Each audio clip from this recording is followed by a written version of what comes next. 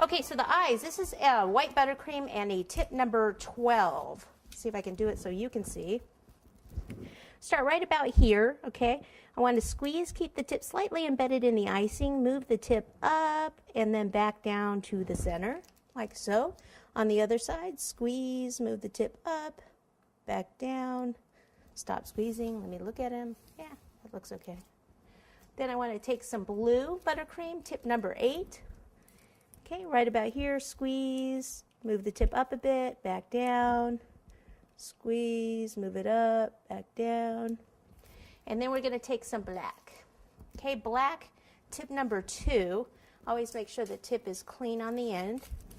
And if I want him to be looking like to your way to the left there, what I can do is just have like a dot here and a dot over on the left side. It looks like he's kind of looking off that way. You can put like one, you can put him down here if you want him looking down. It's all where this little dot goes determines which way he's looking. Okay, so eyelashes, back here what you want to do is squeeze and just pull the tip away. Okay, squeeze, pull the tip away. And how many did I do? I did 6 there. Did I do 6 on that? Yeah. But I don't always do the same amount. 1, 2. So I'm squeezing enough here. Let's take a picture this way. Squeeze enough and let it build up and then pull it away. So when I get to about there, I stop squeezing and I pull. So that's 3, 4, 5, 1 more, 6. Okay, like that. Watch that nose part. Sometimes I'll even turn the nose kind of like that, give him a little attitude. And then where that buttercream is in there,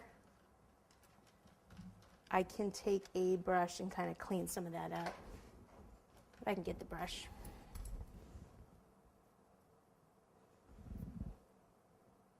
I can also use what will make sure that this stays in case you're transporting it. If I use some modeling chocolate and pop it in there, then that won't be going anywhere. Okay? All right, so to do his wings on the side and then this little mohawk thing, we're going to go to yellow modeling chocolate.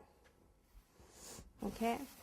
Now the yellow modeling chocolate, you can see on this one I kept it lighter. So this was the color that the yellow candy melts were.